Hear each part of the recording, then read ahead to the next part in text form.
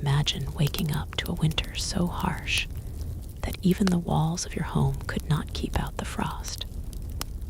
In colonial America, winters were not merely cold, they were relentless, consuming, and unforgiving.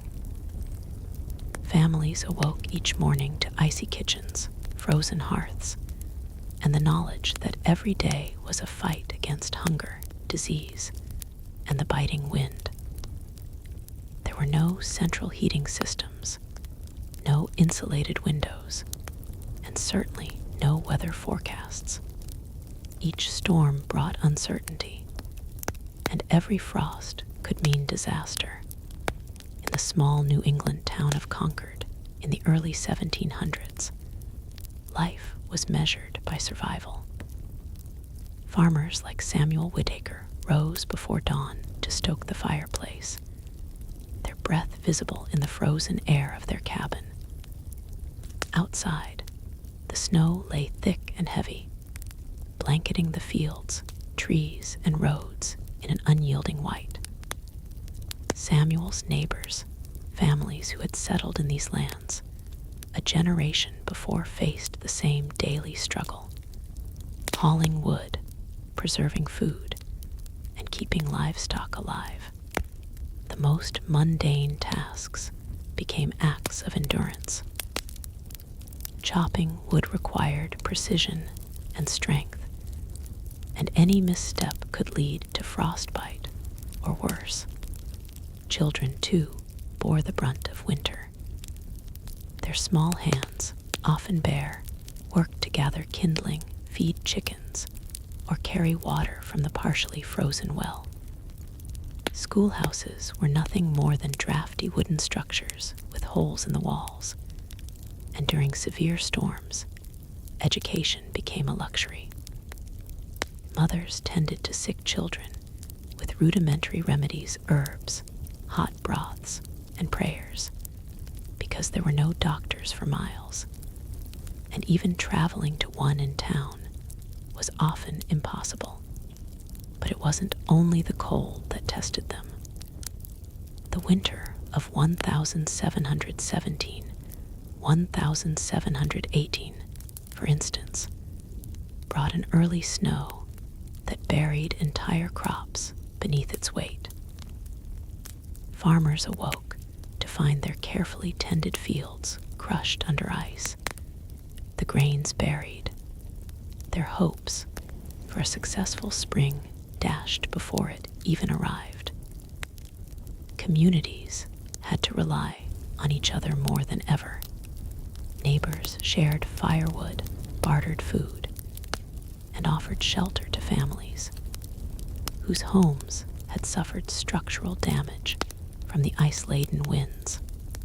In those long nights, stories and songs became a lifeline. Around the hearth, families recounted tales passed down from Europe, blending fact and fiction, history and superstition. Samuel Whittaker's family, for example, had a book of hymns, worn at the edges, its pages curling from moisture and frequent handling. They read from it every evening, their voices shaky but determined, singing of hope, faith, and resilience. The warmth of fire and song provided a brief reprieve from the harshness outside, a reminder that even in monotony, life persisted. Daily chores were brutal, yet relentless. The act of fetching water from the well could mean walking through knee-deep snow. Livestock needed constant attention, and failure to feed them meant the loss of meat, milk, and labor for the fields.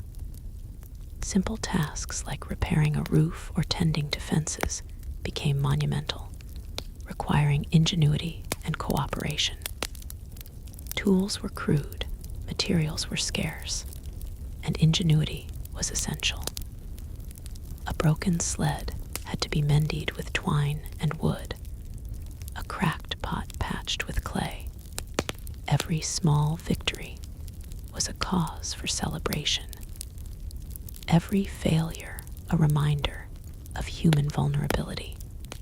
Hunger was an ever-present companion. Stored grains often spoiled beneath the weight of ice, or rodents found their way into carefully preserved food. Families learned to improvise. Stews made from frozen vegetables, boiled roots, and occasionally the sacrifice of a weaker animal. Hunger shaped childhoods, teaching resourcefulness and patience. Every bite was hard-earned, every meal a victory over the merciless winter. Disease, too, stalked these towns. The cold and malnutrition weakened bodies, making even minor infections potentially fatal. Influenza and smallpox outbreaks spread rapidly in cramped cabins, with isolation and simple quarantine measures often the only defense. Midwives played critical roles, attending births and providing care with knowledge passed down from generations, while the occasional physician was a luxury few could afford. Despite the harshness, human spirit persisted. Concord's residents found rhythm in repetition, dignity in labor, and solace in small comforts. The first thaw of spring brought relief and celebration. The ice receded, rivers flowed, and fields that had seemed lifeless under snow began to promise life once more. Families planted seeds with care, mended their homes, and recounted the lessons learned from the long, grueling winter. Survival was a badge of honor, and stories of endurance were passed on to the next generation with reverence. In modern times, we look back at such lives and see monotony. But for those who lived it, every day was epic in its own right. There is a raw beauty in the repetition, the rituals, and the quiet victories. The story of a colonial winter is not marked by grand battles or sweeping conquests. It is told in the frostbitten fingers of a farmer, the cracked lips of a child, and the smoky warmth of a shared hearth. History, in its most mundane moments, carries the weight of human resilience. And it is here, in the seemingly boring details, that the richness of the past truly lives. As winter finally released its icy grip, the town of Concord awoke to a world transformed. The snow had melted, leaving behind a patchwork of muddy fields and swollen streams. For Samuel Whitaker and his neighbors, the thaw was not a time of rest. It was the beginning of a relentless cycle of labor, growth, and survival. Spring planting had already begun in earnest. Farmers worked from dawn to dusk, tilling the frozen earth that had softened under the sun's tentative warmth. Wooden plows pulled by oxen gouged the stubborn soil, while hands blistered from wielding hoes and shovels. The stakes were high. Any mistake in planting could mean hunger in the coming months. Seeds had to be sown with care, rows aligned precisely, and irrigation managed by instinct rather than scientific calculation. Children who had suffered through the winter's chill now became active participants in the work. 10-year-old Abigail carried water from the stream to the garden, her bare arms glistening with droplets. Her small fingers dug into the soil alongside her mother, learning not only the mechanics of planting, but the rhythms of life. From a modern perspective, such labor seems harsh, but in the 18th century, it was education, survival and family duty all at once. Markets became the heart of community life. Local farmers gathered their produce: ears of corn, bushels of apples, fresh eggs, and homemade cheeses. Stalls lined the muddy roads, and barter replaced money in most transactions. Samuel's family, for example, exchanged surplus milk for flour and wool, creating a delicate web of interdependence.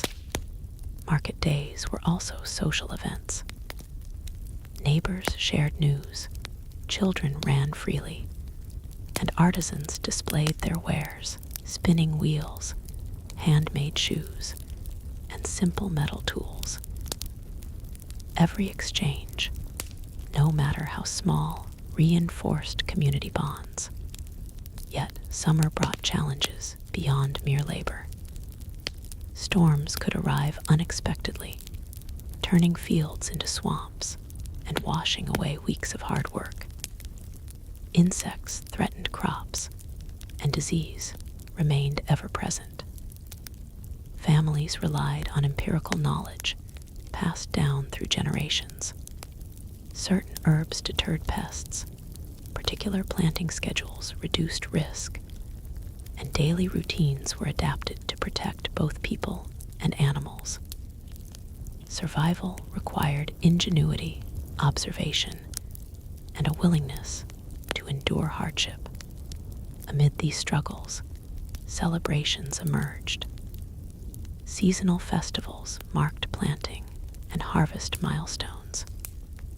Music and dancing were woven into these gatherings, blending old European traditions with the evolving culture of colonial America.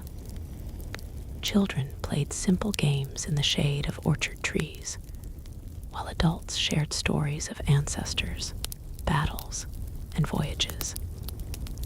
Even the most routine summer day carried rituals that connected the present to history. Samuel's evenings followed a familiar pattern. After tending to fields and livestock, he returned to a modest home where the aroma of stews and fresh bread filled the air.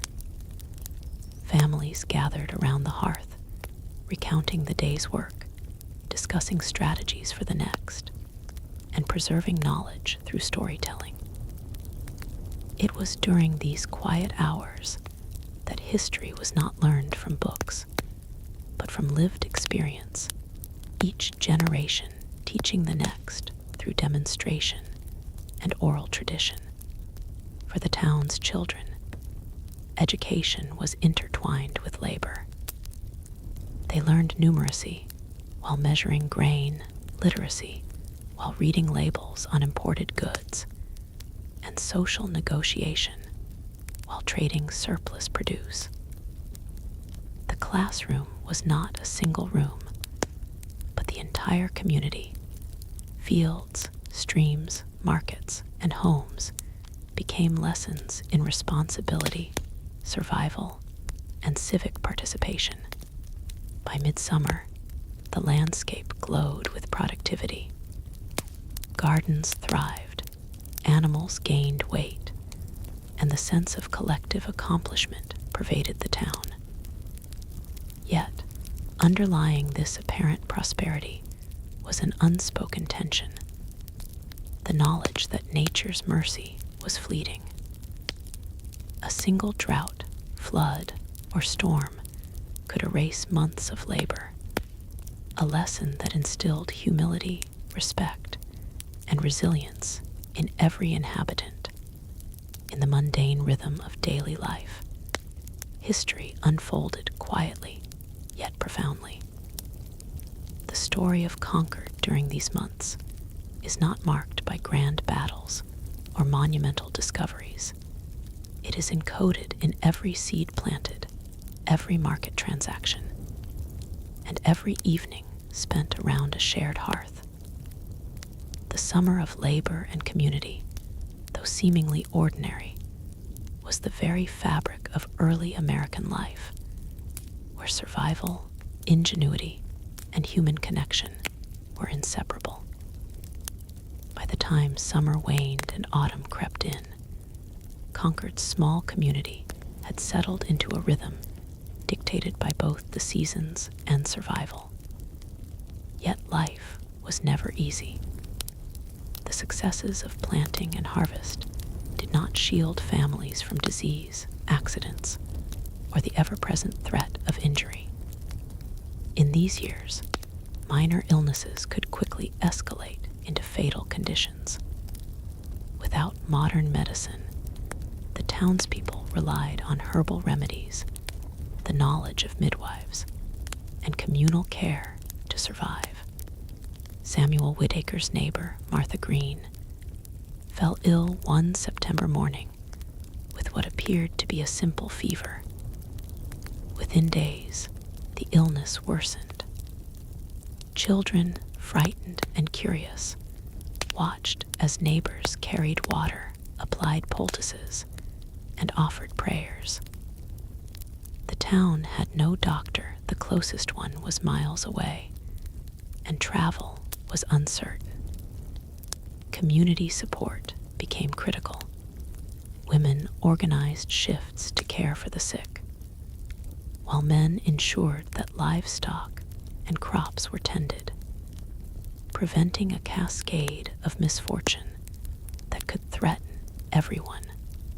In the midst of these personal crises, the town also faced threats of fire, theft, and occasional disputes over land or resources. Life in early America demanded vigilance.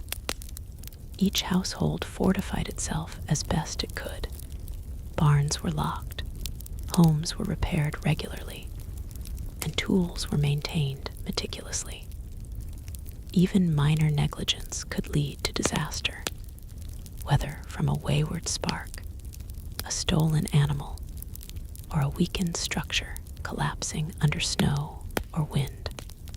Politics in the town were small in scale, but immense in consequence.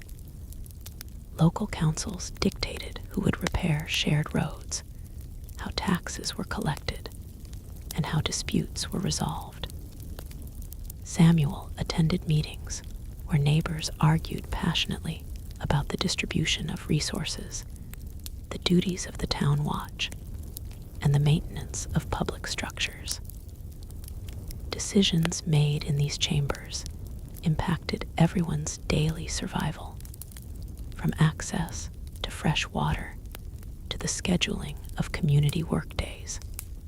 Children continued their education amidst these challenges.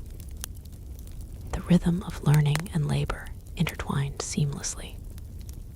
Lessons in reading and arithmetic occurred alongside chores and trade activities, ensuring that even the youngest members of society understood responsibility, negotiation, and observation. Play was rare, but cherished. A game of tag in the dusty streets, or a swim in a warming stream, brought fleeting moments of joy amidst the routine of labor. As autumn deepened, preparations for the coming winter began. Crops were harvested and stored carefully. Livestock were fattened, and families repaired homes to withstand the cold months ahead. The process was exhausting, yet it highlighted the community's resilience. Stories of past winters, passed orally from generation to generation, guided the preparation. Which barns were safest, which streams froze last, and which fields yielded most reliably, even in harsh conditions. Amid these trials, the bonds of community strengthened. Harvest festivals, local fairs, and church gatherings offered relief and celebration. They were not grandiose events, but simple, essential markers of shared experience. Songs, dances, and collective meals reminded everyone that survival was not merely an individual struggle, it was a shared journey. Even the smallest acts of kindness, a loaf of bread shared with a sick neighbor, or a repaired fence gifted to a family in need, carried profound significance. By late autumn, Concord seemed to pause, holding its collective breath before the inevitable arrival of winter. The town's inhabitants had endured storms, sickness, labor, and uncertainty, emerging with wisdom, resilience, and stories to recount. Each family, each child, and each elder carried knowledge of survival, responsibility, and human interconnectedness. Though mundane by modern standards, these details were the lifeblood of history, revealing how ordinary people endured extraordinary challenges. In every home, hearth, and street, life continued quietly, but insistently. History in Concord was not recorded in grand monuments or famous battles. It lived in the sweat of farmers, the care of neighbors, and the careful attention to daily survival. These stories, though seemingly ordinary, hold profound lessons about endurance, community, and the human spirit, lessons that transcend centuries and remain relevant even today. The first frost came early that year. It crept silently across the meadows one October morning, turning the grass brittle and white, and leaving a delicate shimmer on every fence post and window pane. The people of Concord felt it like a familiar warning, one that whispered of hardship, hunger, and endurance. Winter was returning, and with it came the old rhythm of preparation and caution. Samuel Whittaker rose before dawn, as he always did. His breath hung in the cold air as he walked toward the barn, the crunch of frost beneath his boots echoing in the stillness. The animals were restless. They sensed the season's shift. Cows stamped and exhaled clouds of steam. Chickens clucked nervously in their roosts. Every living thing knew what was coming. Samuel checked the feed, tightened the latches on the barn doors, and filled the troughs with warm water drawn from the hearth inside. Food preservation became the town's obsession. Families smoked meat, dried apples, and sealed jars of pickled vegetables. Every household had its own methods, passed down like sacred rituals. The scent of smoked ham drifted through the crisp air, mingling with the earthy sweetness of drying corn and the tang of cider fermenting in barrels. In these tasks, there was both necessity and artistry. Each jar sealed was a quiet act of defiance against hunger. Each slice of dried fruit a small promise of survival. Children, too, had their roles. Abigail helped her mother wrap cheese in cloth soaked with salt water to prevent mold. Her brother Thomas gathered kindling and stacked it neatly by the door. These simple chores, repeated year after year, formed the backbone of the community's strength. No one questioned the monotony. Repetition was survival, and survival was purpose. As the days shortened, the town grew quieter. Markets closed earlier, roads turned to mud, and the lively chatter of summer gave way to the low hum of preparation. Men repaired sleighs and sharpened tools by lamplight. Women mended clothes, patched quilts, and made candles from tallow. Each flame that flickered to life in the small windows of Concord's homes was a beacon of warmth in an encroaching sea of darkness. When the first snow finally came, it was almost gentle. Large flakes drifted down slowly, settling on rooftops and fences, softening the harsh edges of the landscape. The children ran outside laughing, their joy echoing against the hills, while the adults stood by the doorways, half smiling, half worried. They knew that beauty and danger came hand in hand. The snow was lovely now, but it would not stay gentle for long. Weeks later, storms rolled in from the north. Winds howled through the trees, and snow piled against doors until homes seemed buried in white. Yet inside, life continued. Fires burned constantly. Families huddled close, reading from worn books, sewing, carving wood, and telling stories to pass the endless nights. The Whitakers' hearth became their world, a glowing island of light, surrounded by the frozen dark. Food had to be rationed carefully. Every portion was measured, every scrap saved. Samuel's wife, Mary, stretched meals with creativity, thick stews made from root vegetables, bread baked from coarse flour, and broth flavored with dried herbs. Hunger hovered at the edges of the household. A quiet guest they all pretended not to notice. Still, amidst this struggle, there was grace. The community endured not just through labor, but through kindness. When the Green family's roof collapsed under heavy snow, Samuel and his neighbors worked through the night to rebuild it, their breath turning to mist as they hammered and lifted beams by torchlight. The next morning, Martha Green, still weak from her earlier illness, sent loaves of bread to every man who had helped her. In this way, survival was shared, and compassion became as vital as food. As winter deepened, time seemed to slow. Days blurred into one another, and the town fell into a steady rhythm of endurance. Yet, even in that monotony, there was meaning. Families discovered strength they did not know they possessed.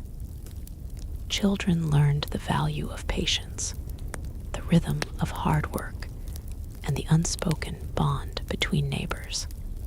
When spring finally returned softly, almost hesitantly, it was greeted not with celebration, but with quiet relief.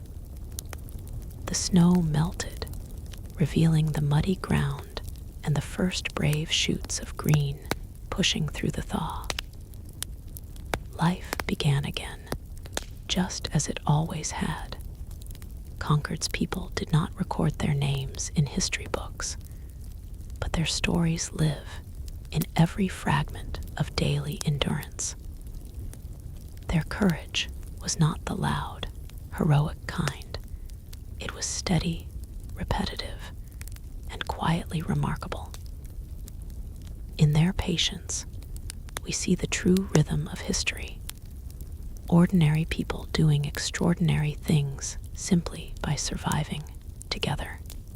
When the next generation came of age, Concord was no longer the same small, isolated settlement it had been in Samuel Whitaker's youth. The river that had once marked the boundary of their world now served as a route for trade. Small wooden boats carried goods down to larger towns, barrels of grain, salted meat, and hand-woven cloth. Change had begun, not in revolution or discovery, but in the quiet rhythm of work. Samuel's son, Thomas, now a grown man, found himself caught between two worlds. He knew the language of the soil, the way it cracked in drought, the way it breathed after rain, but he also felt the pull of something new. Travelers from Boston spoke of workshops, of machines powered by water, of markets expanding faster than a farmer could imagine. For the first time, people began to think of profit not only in terms of crops and animals, but in trade, production, and invention. The change was subtle at first. A neighbor built a small mill beside the river, its wooden wheel turning steadily, grinding grain faster than a dozen hands could manage. Soon, others followed. A blacksmith expanded his workshop, hiring apprentices. A carpenter began crafting furniture not just for necessity, but for sale to nearby towns. Labor took on new meaning. It was no longer only survival, but ambition. Yet not everyone welcomed this shift. Samuel, now graying and slow, watched with both pride and apprehension.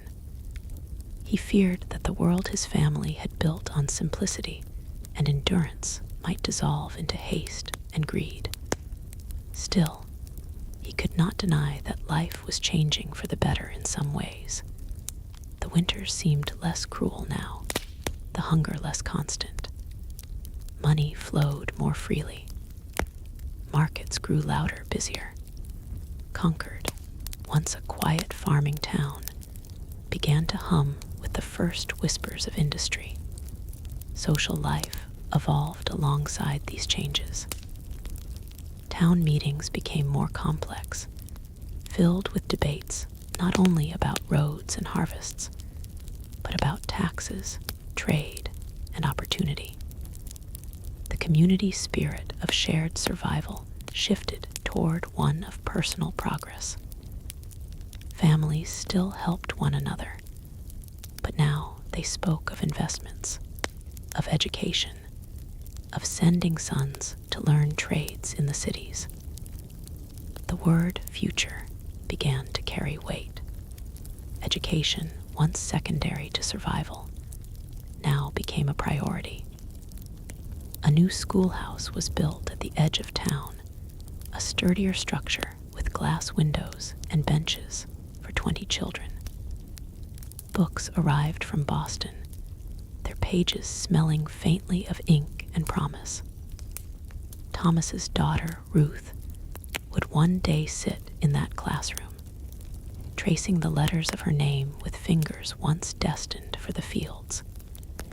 History, for her generation, was not just lived, it was learned. Still, even as the town grew, traces of the old world remained. On quiet evenings, families still gathered around their hearths, telling the same stories that Samuel had once told his children. The firelight still danced on rough-hewn beams, and the wind still whispered through cracks in the walls. The difference was not in the sound, but in the meaning. The same songs that once kept despair away now became reminders of heritage, a connection to the past in a world moving too fast to notice it. By the time Samuel passed, the river that once froze solid each winter now carried steady traffic. Barges loaded with lumber and goods made their way downstream, their lanterns glowing softly against the night. The people of Concord had learned not just to survive the seasons, but to shape them, to bend the land and time to their will. And yet, beneath that progress, something fragile remained.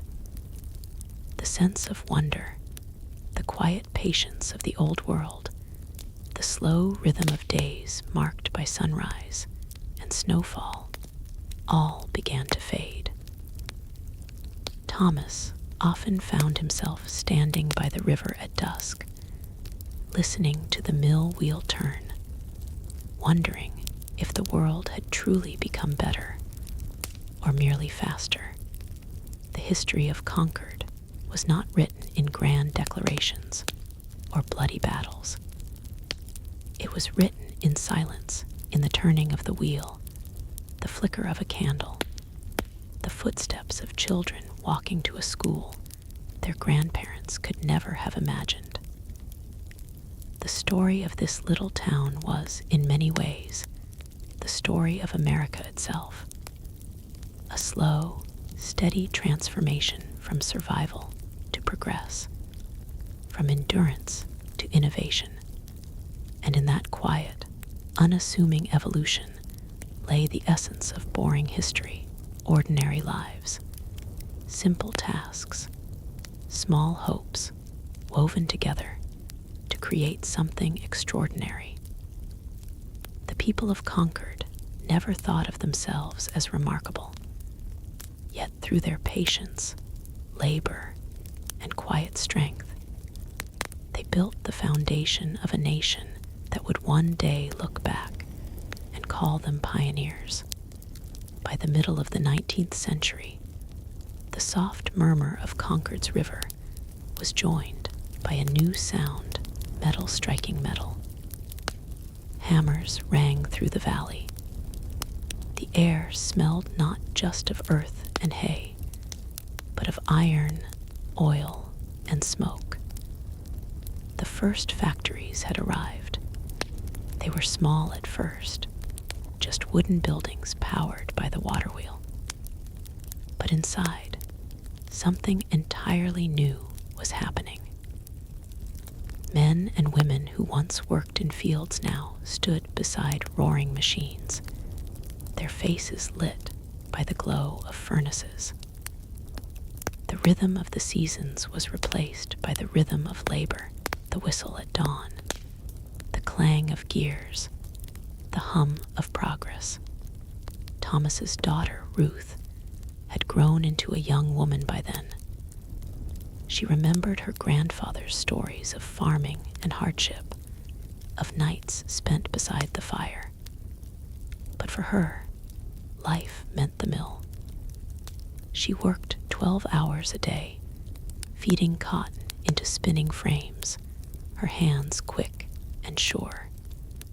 She earned her own wages, something her grandmother could never have imagined.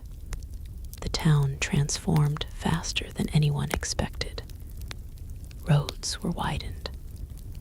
A rail line was built nearby, its iron track stretching like a scar across the countryside. The first train arrived one cold morning in 1849, black smoke curling into the sky like a promise and a warning. The townspeople gathered to watch, their hearts caught between awe and fear. For some, the train meant opportunity. For others, it meant the end of the world they had known. Wealth began to concentrate in strange new ways. The factory owners, once neighbors and farmers themselves, now built larger homes on the hill, with glass windows and imported furniture. Down below, near the river, small shacks crowded together, housing the laborers who worked day and night. Children began working too, their small fingers nimble enough for the spinning frames. The same community that had once survived together now found itself quietly divided. And yet, life continued. Sunday mornings still brought the sound of church bells, calling everyone rich and poor alike into the same wooden chapel. The preacher spoke of gratitude, of patience, of the virtue of labor. But his words often faded beneath the murmur of exhaustion. People were changing faster than faith could keep up. Ruth married a machinist named Elias, a man who could repair any broken gear.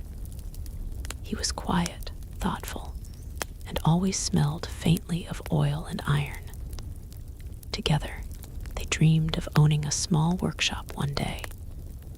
But work was endless, wages small, and accidents common. One winter, a boiler exploded in the factory where Elias worked, killing 3 men. For weeks afterward, the air in town hung heavy with grief and smoke. It was then that Ruth realized something had shifted, not just in the world, but in the soul of her town. The mill that once promised progress now demanded sacrifice. The same hands that built America were wearing thin, blistered, and tired. Still, hope persisted. Schools grew larger. Newspapers arrived weekly, carrying stories of discovery and invention of telegraphs, railroads, and machines that could change everything. The people of Concord believed they were living in the age of miracles, even if those miracles came wrapped in soot. One autumn evening, Ruth stood by the river, watching the reflection of the mill lights ripple across the dark water. She thought of her grandfather Samuel, the quiet man who had tilled these same fields long before the sound of engines filled the air.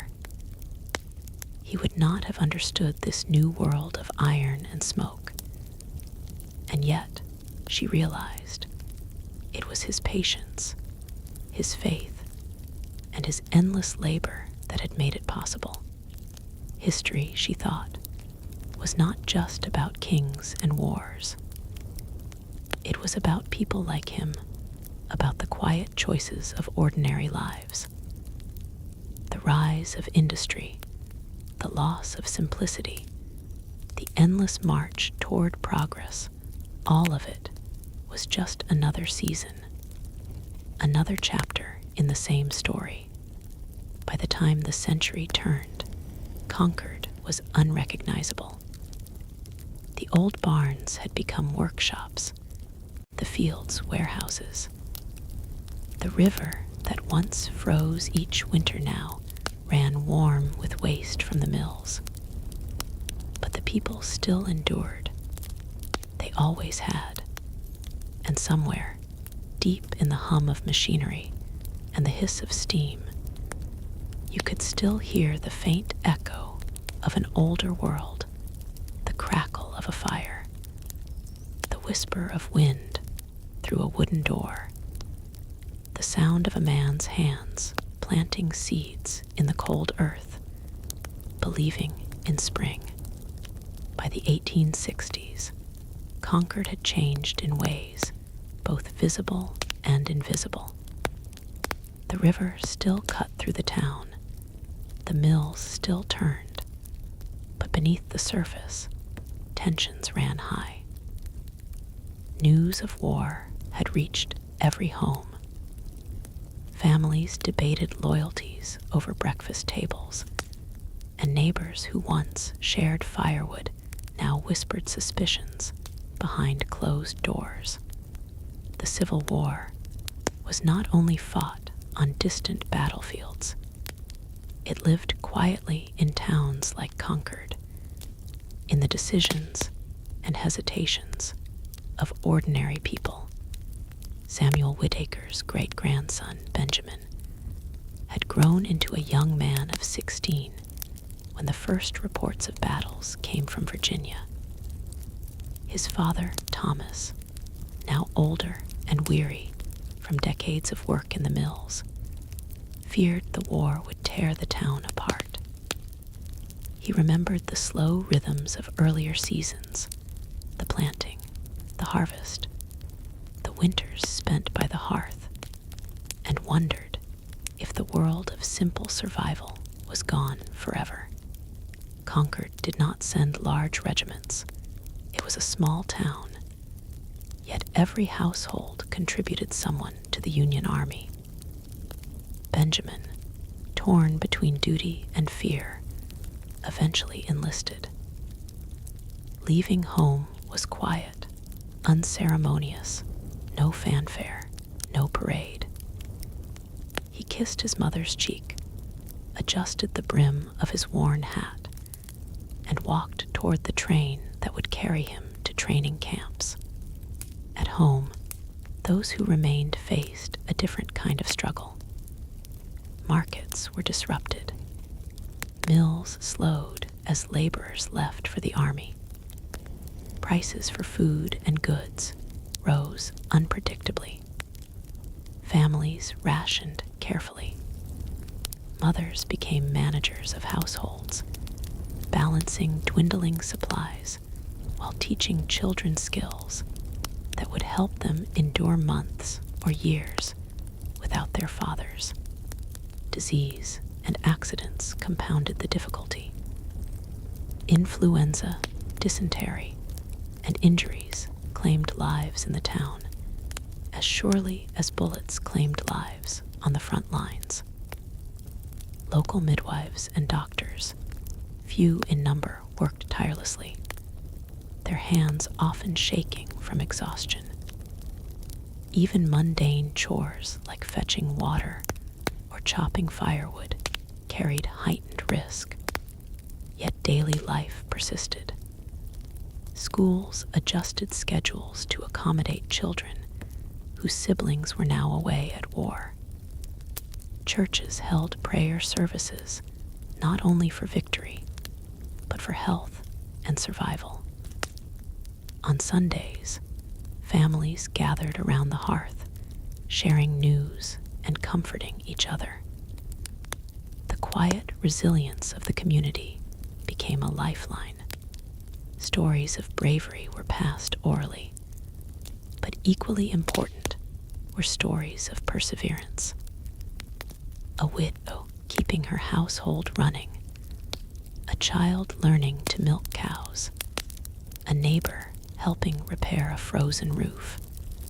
Benjamin's letters arrived irregularly, each one a mix of trivial observations and coded accounts of battle. He wrote about muddy camps, the exhaustion of marching, the camaraderie among soldiers, and the fear that never fully subsided. His family treasured these letters, reading them aloud beside the hearth, reminding themselves that despite the chaos, they remained connected. By the end of the war, Concord had changed irrevocably. Some families mourned sons and fathers who never returned. Others celebrated the return of their loved ones, now hardened by experience. The mills restarted fully, but the rhythm was no longer the same. New machinery and new ideas had entered the town. Children who had witnessed the war grew up faster, carrying knowledge of both human cruelty and endurance. And yet, amidst all this, the town's essence endured. History had not been made in spectacular battles alone. It lived in quiet survival. Concord's residents had adapted, endured, and kept the threads of daily life intact, proving that even in war, the mundane rhythms of ordinary people are history's most lasting legacy. By tracing the quiet lives of Concord's families during the Civil War, we understand that the boring parts, the rationing, the small acts of kindness, the day-to-day struggle were the backbone of survival. Ordinary life, repeated over years, carried the weight of history more profoundly than any battlefield ever could. Part 8, Reconstruction and the slow march toward modernity. The war had ended, but its echoes lingered in every street, every home, and every family in Concord. Buildings that had survived the storm of industry and conflict now bore signs of neglect, and fields once tended by strong hands were overgrown. Families mourned quietly and celebrated quietly. The rhythms of daily life slowly reasserting themselves. Life returned, but it was never quite the same. Thomas Whitaker had aged further, his hands calloused from decades of toil in both field and mill. He observed with a mixture of pride and caution as younger residents, his children and grandchildren, adapted to the changing world. Education was no longer optional. Schools had expanded. Teachers were trained in new methods, and children were reading not only local newspapers, but books imported from Boston and New York. Literacy and numeracy had become essential tools for navigating the post-war world. The town's economy had shifted. The mills that once ground grain now powered machinery for textiles and small manufacturing. Workshops multiplied, and artisans adapted, finding new ways to sell goods beyond the town limits. The river, once a natural barrier, had become a lifeline for trade, carrying Concord's products to distant markets. Families who had survived the war and its privations now faced a new challenge: balancing tradition with opportunity. Socially, the Reconstruction era brought both tension and hope. Freedmen's communities in nearby regions inspired discussions on equality, labor, and justice. Concord's townspeople, largely Northern sympathizers during the war, debated these issues quietly in churches, town halls, and family gatherings.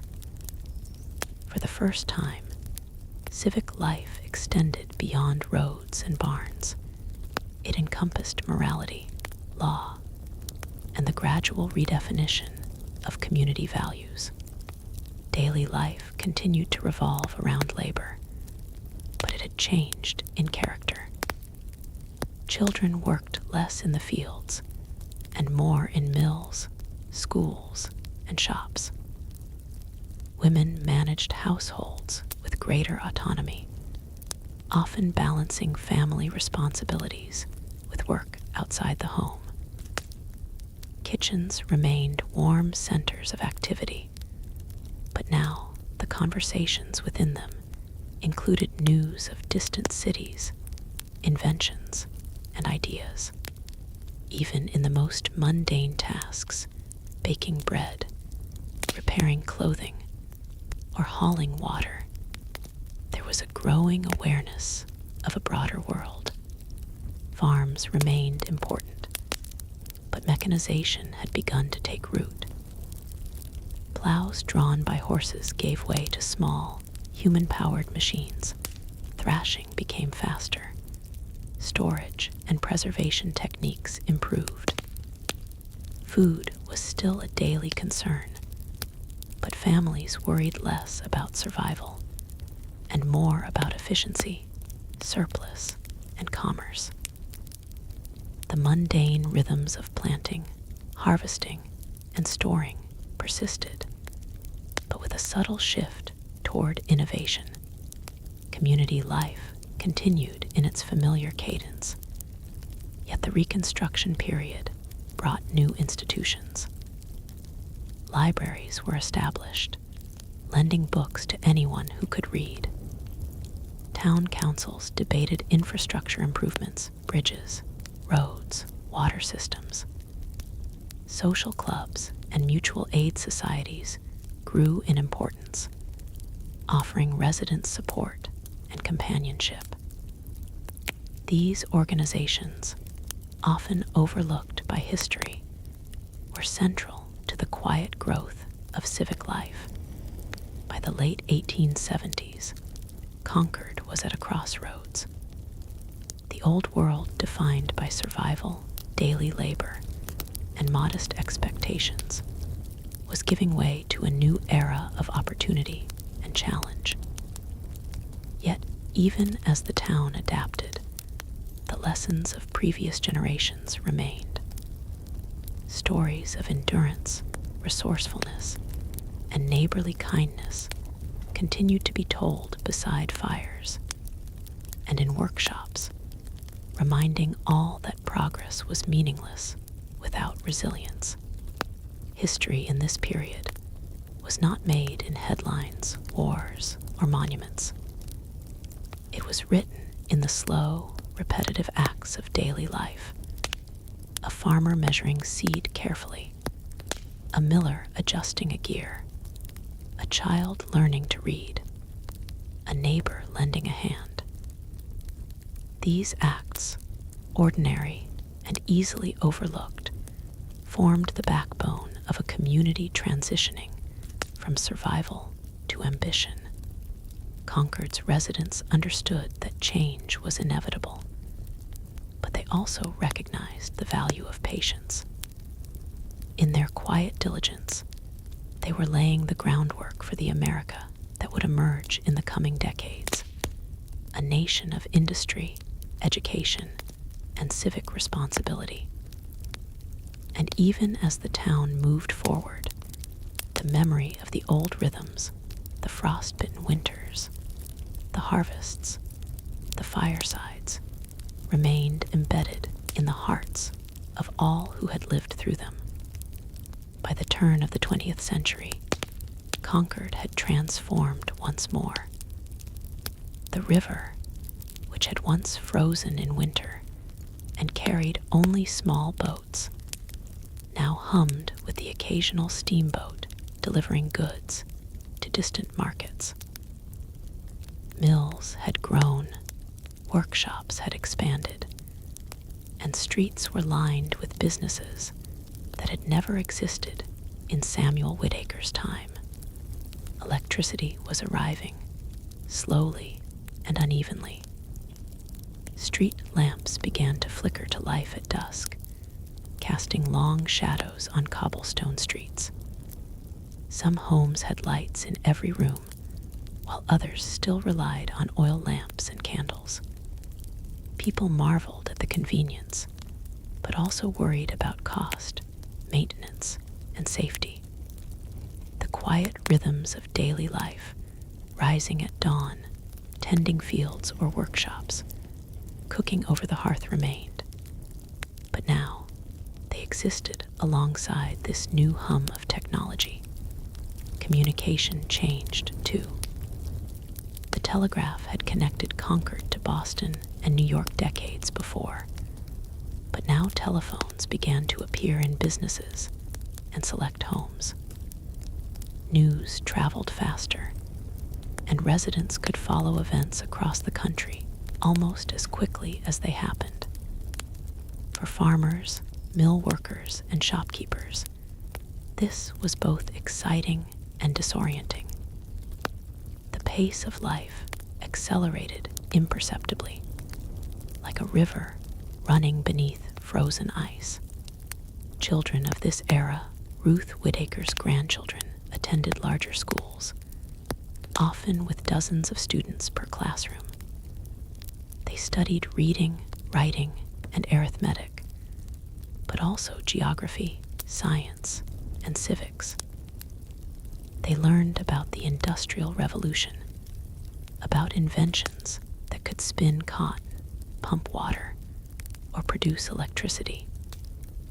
Education became less about survival and more about understanding the wider world. The town's economy diversified. While agriculture remained important, small factories, printing presses, and retail shops provided new employment opportunities.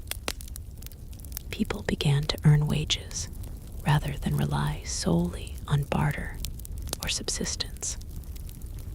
The Whitaker family, who had once relied entirely on crops and livestock, now operated a small textile workshop alongside their farm, blending old skills with new commerce. Even so, Concord's social life retained echoes of the past. Town meetings, churches, and community gatherings continued to anchor the community. Sunday services were attended faithfully. Harvest festivals were celebrated with both traditional foods and the occasional new delicacy brought from outside towns. Neighbors still helped one another, whether repairing roofs, lending tools, or sharing advice about machinery. The quiet bonds of mutual support endured even amid progress. Health and sanitation had improved, but challenges remained. Influenza outbreaks, pneumonia, and foodborne illnesses still claimed lives, reminding residents that modern conveniences did not eliminate the basic vulnerabilities of human life. Hospitals were small and few. Doctors traveled from town to town, and home remedies continued to play a critical role. As the 20th century unfolded, Concord became a town poised between eras. The past lingered in wooden homes, dirt roads, and the frost that still arrived each winter. The future appeared in the form of machines, electricity, faster communication, and a broader understanding of the world. For the people of Concord, history was neither spectacular nor dramatic. It was the slow, steady accumulation of change, built upon the ordinary rhythms of everyday life. By observing these quiet transitions, the hum of a new factory, the flicker of a street lamp, the arrival of a telephone line, we see that history is not only made in wars or great inventions. It lives in small acts, planting seeds, mending roofs, teaching children, and adapting to new technologies while preserving the core of community life. This is the essence of boring history, the seemingly ordinary, endlessly repetitive moments that, over decades, shape the trajectory of a town, a family, and a nation. By 1914, Concord was a town already accustomed to slow, persistent change. Factories hummed, electricity flickered in homes, and children attended school regularly. Yet news from Europe brought an unfamiliar tension. The Great War had begun, and though the conflict was thousands of miles away, its effects rippled through even this small New England town. Young men enlisted with a mix of duty and uncertainty. Benjamin Whittaker's grandson, Edward, was among them. He had grown up in the shadow of machinery and modern education, learning both practical skills and abstract knowledge. Now, he faced the prospect of a world defined by trenches, artillery, and endless marching. Back home, life adjusted quietly. Families monitored food prices, which rose due to wartime demand and rationing. Farms shifted production to support national needs. More grain for soldiers overseas, more wool for uniforms. The Whittaker farm, now partially mechanized, managed to meet quotas while continuing to feed the household. Women's roles expanded further. With men away, mothers, aunts, and daughters took over factories, shops, and farms. Their days were long, often stretching from before dawn until after dusk, balancing labor with the care of children. Their contribution, though essential, was rarely acknowledged in official accounts. Yet without them, both the town and the war effort would have faltered. Communication remained a lifeline. Letters arrived sporadically from Edward and others on the front, often delayed or censored. Each letter was treasured, read aloud around the hearth. They recounted not only battles, but also the mundane, muddy camps, simple meals, the camaraderie and fears of soldiers. For the townspeople, these letters were both a connection to the wider world and a reminder of vulnerability. The influenza pandemic of 1918 added further strain. Even as the war drew to a close, families faced illness and death at home.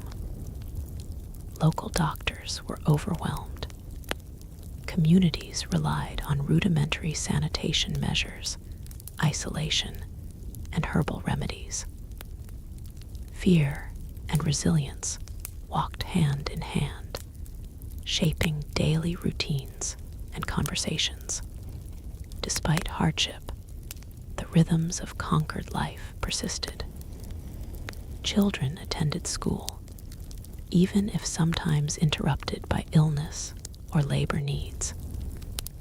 Farmers worked fields, tending animals, harvesting late crops, and preparing for winter.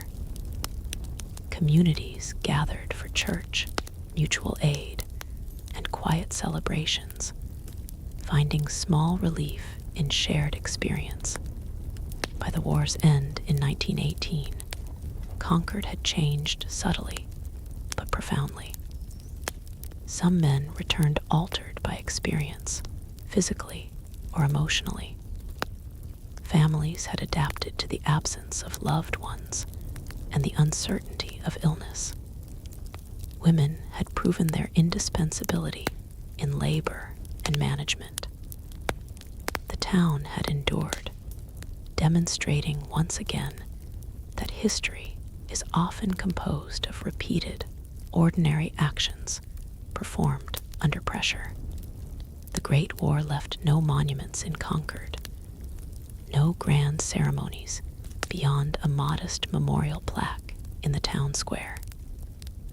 Yet history was everywhere in the letters preserved in trunks, the repaired roofs, the children who learned to tend livestock in their father's absence, the women who kept the mills running. The ordinary, quietly persistent acts of life had carried the town through one of the most tumultuous periods in modern history. Even as the world around them changed, Concord's residents clung to lessons learned over generations: patience, cooperation, resourcefulness, and endurance. They had survived industrialization, civil war, and global conflict, not through heroic acts recorded in textbooks, but through the repetitive, unseen labor of daily life. This, they knew, was the true essence of history. The 1920s arrived like a storm of light and sound. Across America, cities glittered with electric signs. Music filled the air, and people spoke of progress, freedom, and the future. Even in quiet Concord, where life usually moved like the slow current of its river, the ripples of the new age could be felt. Radios became the latest marvel. Families gathered around wooden sets in the evenings, listening to music, speeches, and distant laughter carried through static. For the first time, Concord's people heard voices from New York, Chicago, even Europe, worlds that once seemed impossibly far away. The Whittaker family's youngest generation, raised among factories and telephones, found the sound of jazz thrilling and strange. Cars appeared more frequently, too. Dusty roads echoed with the sputtering of engines. What had once been a half-day's journey by horse could now be covered in an hour.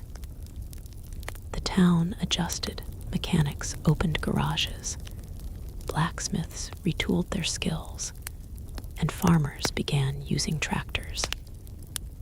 The boundaries of Concord expanded invisibly. The world was shrinking, connected by wheels and wires. But with progress came unease. Older residents worried about the speed of life, about the noise and restlessness that replaced the quiet patience of earlier generations. Sunday evenings, once filled with hymns and simple conversation, now competed with jazz records spinning in parlors. Some feared that the heart of the town, the slow, steady rhythm of work and faith, was fading. Then came the crash. In 1929, news spread that banks had failed, factories had closed, and fortunes had vanished overnight. At first, Concord's residents thought they might be spared. After all, theirs was not a city of stockbrokers or speculators. But soon, the effects crept in. Orders for textiles dropped. Mills reduced hours, then shuttered entirely. Families who had begun to dream of automobiles and radios found themselves bartering once again for flour and firewood. The Great Depression reached Concord not with explosions, but with silence. Streets emptied. Store windows darkened. The hum of machines gave way to the whisper of footsteps and the creak of wagon wheels. Men gathered outside the town hall, waiting for word of work. Women mended old clothes, stretched meals, and kept families fed on less than they had thought possible. And yet, the community endured. Gardens were planted in every available space. Churches organized shared meals. Neighbors traded labor for goods. Children learned early the meaning of frugality, repairing toys instead of buying new ones, reading by the faint light of kerosene lamps. The radio, once a symbol of luxury, became a lifeline, carrying the comforting voice of President Roosevelt and his promises of recovery. The Whittaker family, now spread across multiple generations, found themselves living much as their ancestors had a return to simplicity. Bread baked in wood stoves, candles lit the nights, and evenings were spent telling stories of better days. In that strange return to the past, some found peace. For the first time in years, families spoke face to face, without machines humming in the background. As the 1930s wore on, slow recovery began. New government programs brought work, road repairs, bridge building, reforestation. Concord saw young men leaving again, not for war, but for labor camps that promised wages and food. Factories reopened cautiously, and hope, though fragile, returned. The Great Depression taught Concord what the older generations had always known. That endurance, not abundance, was the measure of a life well lived. The people of the town rediscovered old virtues: patience, thrift, and cooperation. They learned once more that the strength of a community lay not in wealth, but in shared resilience. By the decade's end, the radio still played. Cars still sputtered down the road, and electric lights still glowed. But beneath all that modernity, the heart of Concord beat with the same slow rhythm it had always known. When war came again, it did not arrive with the roar of guns in Concord. It arrived in whispers on radios, in newspapers, in the worried eyes of fathers, and the silent glances of mothers. Europe was burning once more, and soon America would be pulled into the flames. The young men of Concord, who had grown up through the Depression, found themselves standing in line at the recruiting office. They carried names long rooted in the town: Whitaker, Dawson, Fields, and Miller. Their fathers had fought in the Great War. Now it was their turn. Posters promised honor and duty, but behind those bright colors lay fear. Those who stayed behind fought a different battle. The mills reopened, not for clothes this time, but for uniforms, tents, and supplies. Women who once mended at home now worked 12-hour shifts, their hands roughened but steady. Children collected scrap metal, saving every nail and can. Gardens grew again, not for beauty, but for survival. At night, the radio was their only connection to the world. News came in fragments, battles in faraway places with strange names: Normandy, Iwo Jima, Stalingrad. Each report carried both hope and dread. Every letter from the front was read aloud, sometimes with tears, sometimes with relief. Winter blackouts became common. Curtains were drawn tight, lights dimmed, as if Concord itself feared to be seen from the sky. Ration books became the new currency, measured living, one coupon at a time. Sugar, gasoline, even shoes were precious. The town that once prided itself on simplicity now learned the meaning of sacrifice.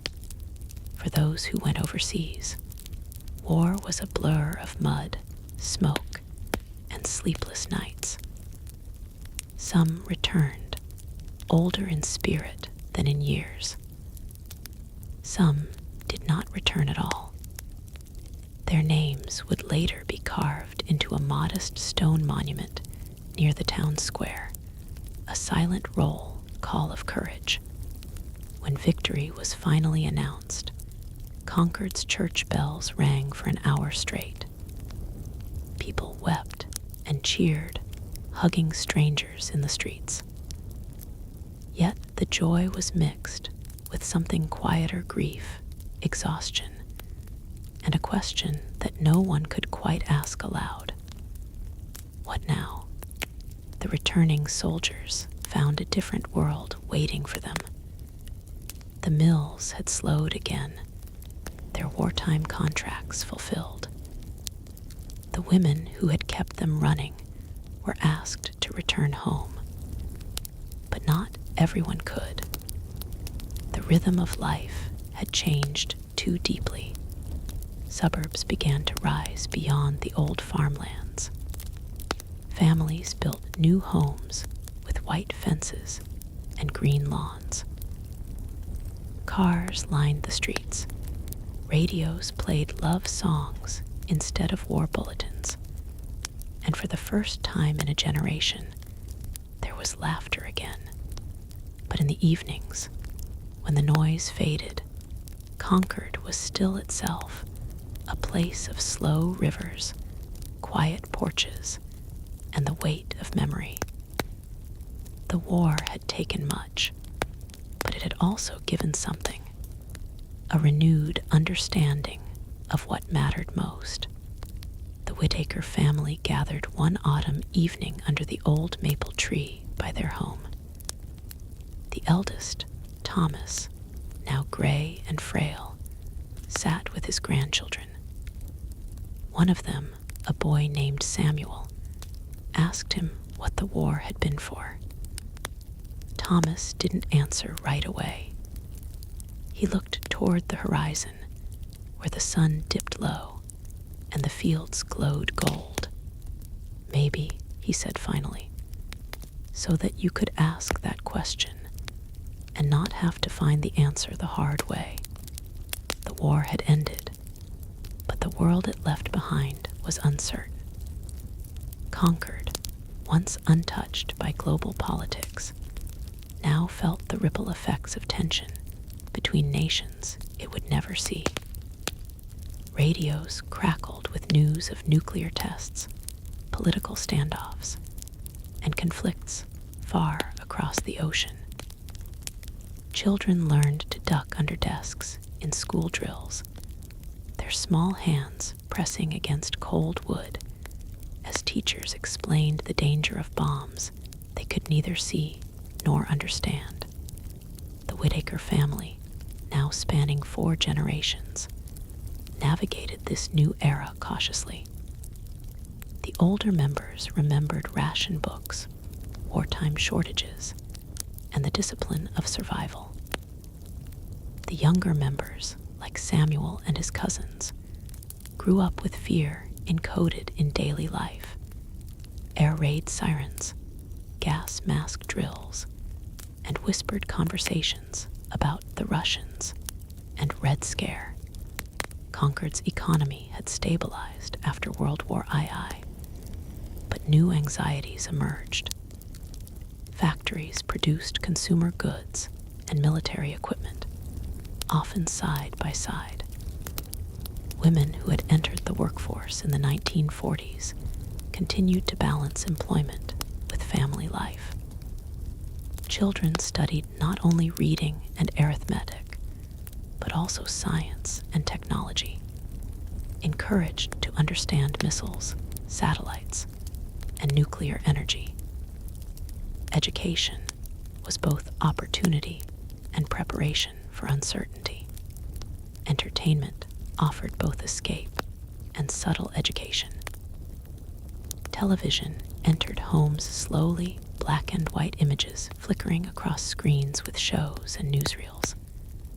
Families gathered in living rooms, absorbing stories of astronauts, spies, and global politics.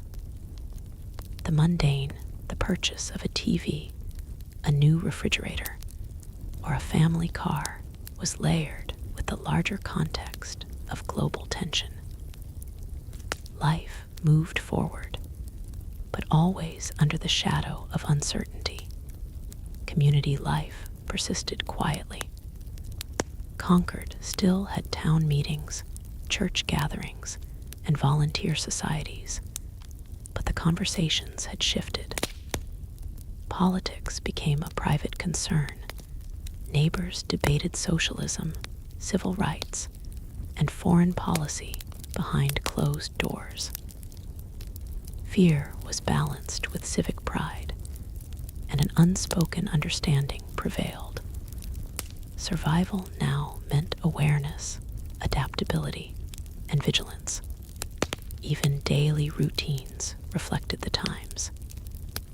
Air raid drills, emergency preparedness, and rationed materials were integrated into school lessons and community plans.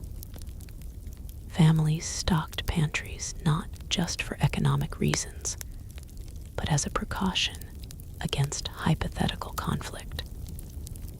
The ordinary act of shopping or cooking became subtly political, an echo of a world larger than the town itself. By the late 1950s, Concord had adapted. Streets were paved, cars outnumbered horses, and electricity powered nearly every home. Yet beneath this modern veneer, the old lessons endured: patience, resourcefulness, and quiet resilience. Families told stories of past hardships, war, depression, industrial shifts, not to romanticize suffering, but to teach endurance. In this era, history was not loud or spectacular. It was written in slow, careful rhythms. A father teaching his child how to garden in preparation for scarcity. neighbors lending tools for a shared project, a mother guiding her children through school assignments while maintaining the household. The global tension of the Cold War was palpable, yet everyday life in Concord proved that ordinary people's small, repeated actions sustained the community. And so, as Concord looked toward the 1960s, its people carried the dual inheritance of progress and precaution. Their world was connected to the globe in unprecedented ways, yet still grounded in the simple, enduring truths of survival, cooperation, and quiet persistence. History, they realized, was not only in wars and treaties, but in the lives quietly lived between headlines. By the 1960s, Concord had settled into a rhythm that balanced the old and the new. The streets still carried the echo of horse-drawn wagons in the memories of elders, but automobiles dominated now. Electric lights, telephones, and televisions were standard, and children grew up with more technology than any previous generation could imagine. Yet change was not only technological, it was social, cultural, and political. News of civil rights struggles, protests, and political movements reached Concord through newspapers, radios, and the increasingly common television set. While the town was far from the large cities where demonstrations often erupted, the ideas stirred debate. Town meetings and church gatherings became forums for discussion, sometimes quiet, sometimes heated. Families grappled with questions of fairness, equality, and justice, often within the walls of their own homes. Education adapted to the times.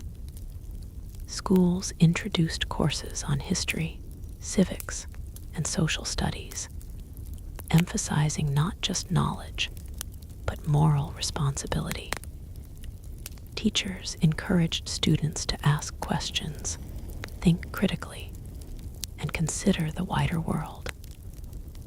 Young people, including the Whittaker grandchildren, absorbed the tumult of the era with curiosity and apprehension. They learned about the struggles for civil rights, the counterculture of the 1960s, and the tensions between tradition and progress. The Vietnam War brought both concern and controversy. Local men volunteered or were drafted, while families stayed home, balancing hope and fear.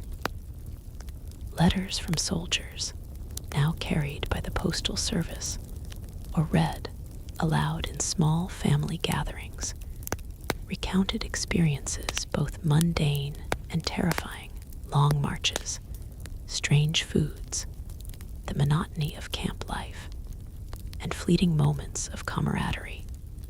Back in Concord, rationing was no longer necessary, but concern for loved ones became its own kind of silent vigilance. Cultural changes seeped into daily life. Music became louder.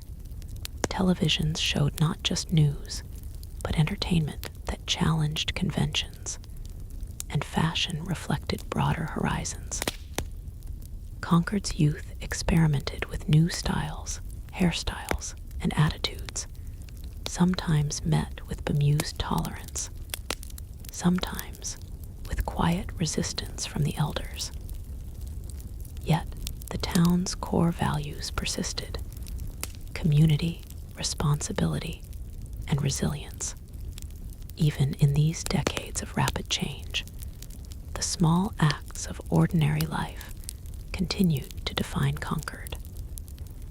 Farmers still tended their fields, shopkeepers managed their businesses, and families gathered to cook meals, mend clothes, and share stories.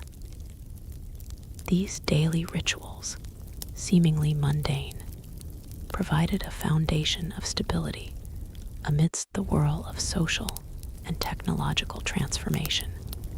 By the end of the 1970s, Concord had absorbed these changes quietly. The town's streets, schools, and homes reflected a new era. Yet the lessons of earlier generations remained: patience, adaptability, and the quiet strength of ordinary people.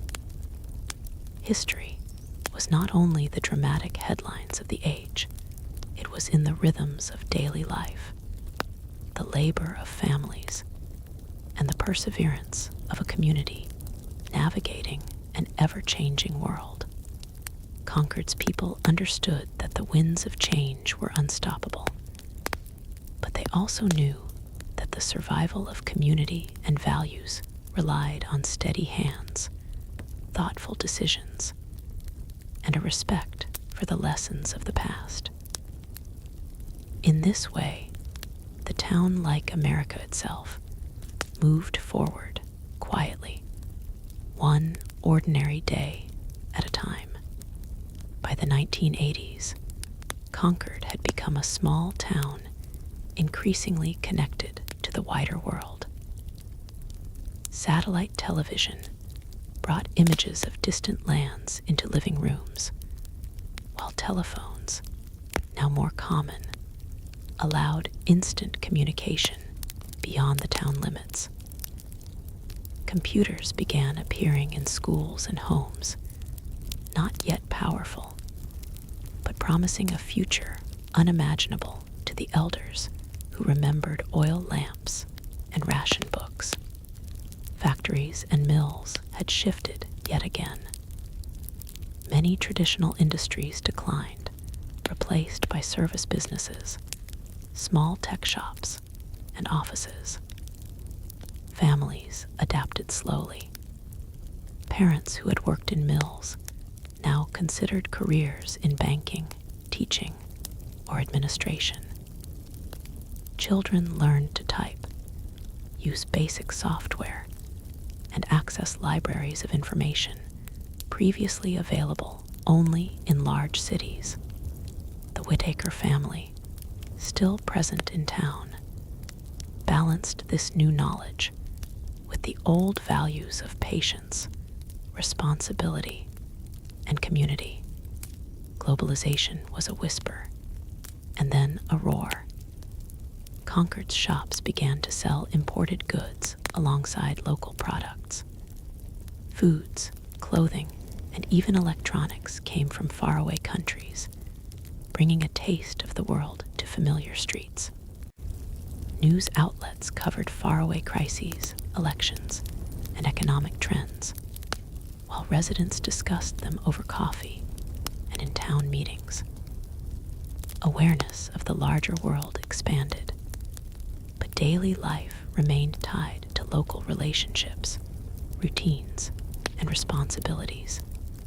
Entertainment changed again. Music videos on television, arcade games, and early personal computers gave children new forms of play. Parents often worried, but slowly accepted that the rhythms of life were evolving.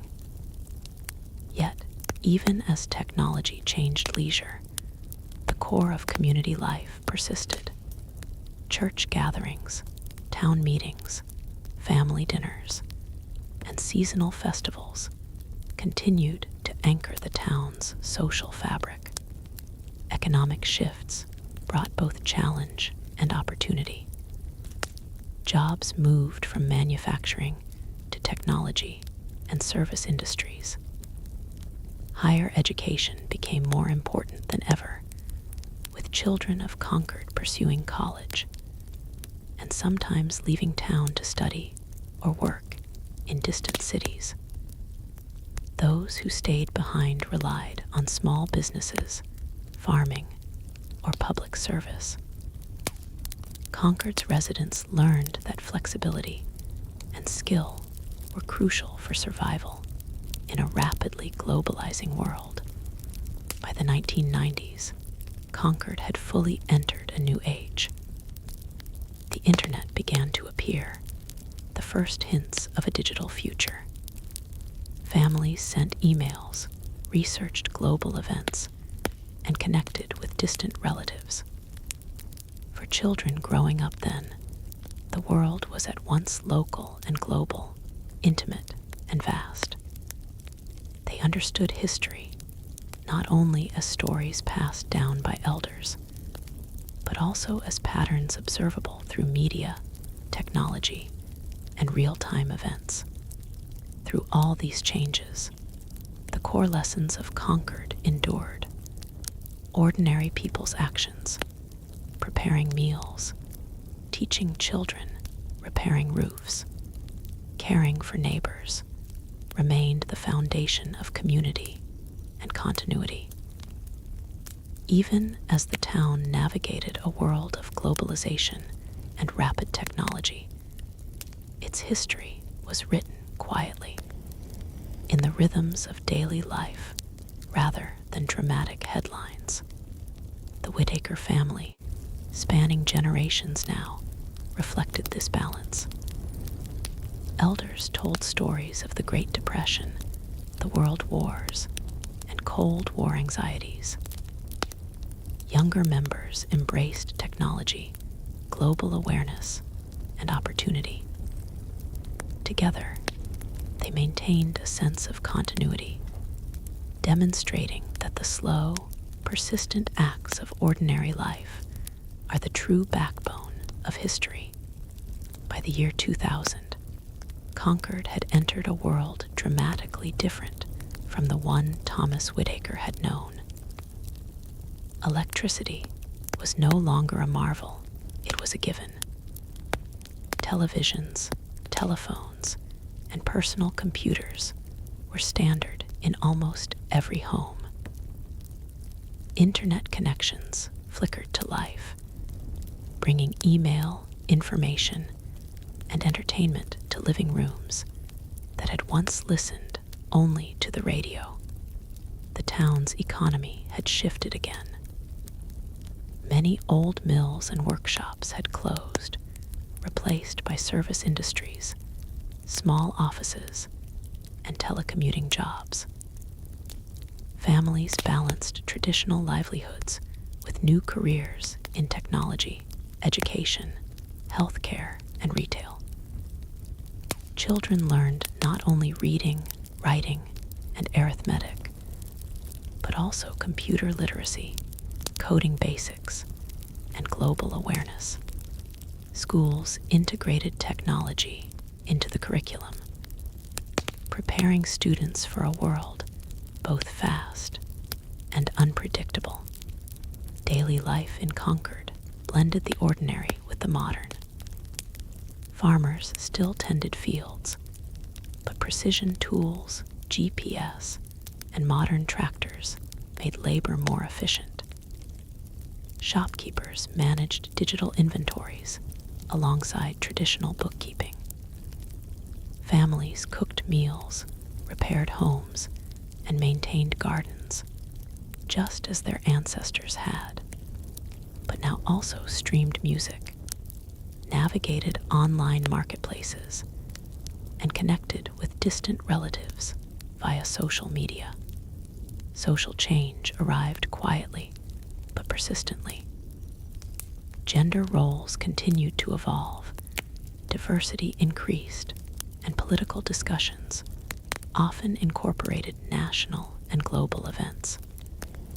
Concord residents debated issues such as healthcare, environment, and civil rights with the same care they once debated local governance.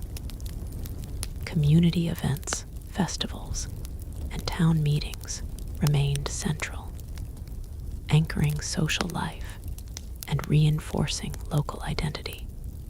Technology altered communication and information, but it did not replace the rhythms of daily life.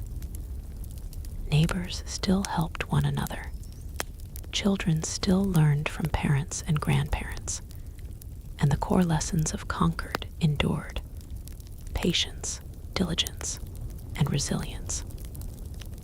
The town's history, written in decades of mundane but essential acts, remained visible in its homes, streets, schools, and fields. By the 2010s, Concord had become a small but modern town, fully connected yet deeply rooted. High-speed internet and smartphones made global communication instantaneous. Yet the town preserved its traditions. Libraries remained open, churches continued to gather families, and festivals marked the seasons as they had for generations. The Whittaker family, spanning now 7 generations, represented the continuity of ordinary life.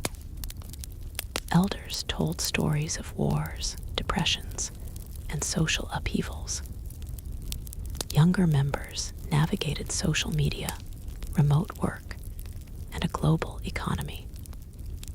Together, they embodied a living history, the enduring power of daily routines, practical wisdom, and the quiet persistence of ordinary people.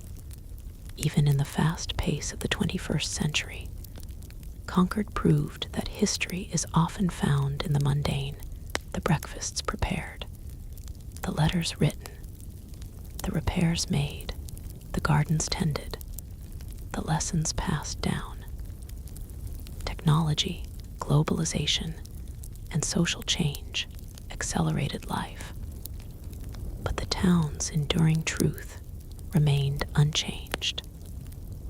The slow, deliberate acts of ordinary life create the fabric of history. By the year 2020, Concord had become a town that balanced history and modernity. Streets were lined with a mix of old wooden homes, modern suburban houses, and small businesses, while community spaces, parks, libraries, and town halls remained central to social life. Families were connected globally through the internet, but daily life still revolved around work, school, meals, and local relationships. Then the pandemic arrived. COVID-19 spread quietly at first, carried on travelers and commuters, before reaching even this quiet town. Schools closed, businesses slowed or temporarily shut down, and social gatherings were restricted. Masks became common, hand sanitizer appeared at every door, and the rhythm of everyday life shifted dramatically. Families adapted with ingenuity and quiet resilience. Meals were prepared with care. Children learned from home through digital platforms, and work moved online whenever possible. For older residents accustomed to decades of change, the pandemic was another challenge to endure. For younger generations, it was both a disruption and a lesson in adaptability. The town's sense of community remained a lifeline. Neighbors checked on one another, shared supplies, and offered help to those most vulnerable. Volunteers delivered groceries to elderly residents. Local farmers organized safe markets, and families connected through calls and video chats. Concord proved, once again, that ordinary acts, patience, cooperation, and care could sustain a community through extraordinary times. Technology played a central role. Telehealth allowed patients to consult doctors without leaving home. Streaming services and social media kept residents informed and entertained. Yet even as screens became central, the town maintained its old rhythms: gardening, repairing homes, writing letters, reading books, and sharing meals at tables with loved ones.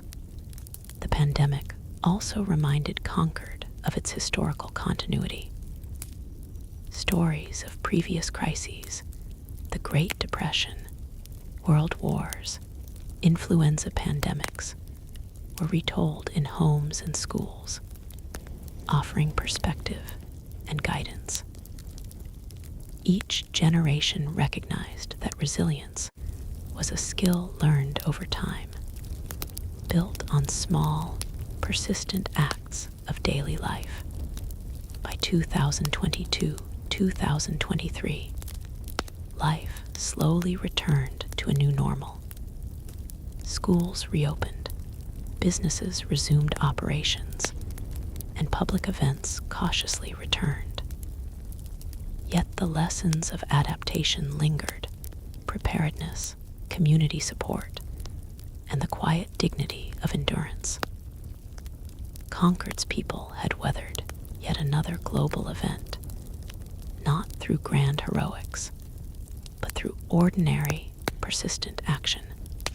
In this century, Concord continues to balance modern life with tradition. The Whittaker family, now spanning 8 generations, tells stories of the past while navigating the present. Children learn to code and garden. Adults work in offices, stores, and farms. Elders share lessons of patience, adaptability, and cooperation. Every generation preserves the quiet fabric of community life, proving that history, boring, ordinary, repetitive, is what truly sustains a town. Even in the 2020s, Concord's rhythm endures. Daily chores, shared meals, conversations by the fire, tending to the land, and caring for neighbors. Technology, global events, and pandemics may alter the pace, but the town's essence remains unchanged. Ordinary life, lived with diligence and compassion, continues to write history in the most lasting way.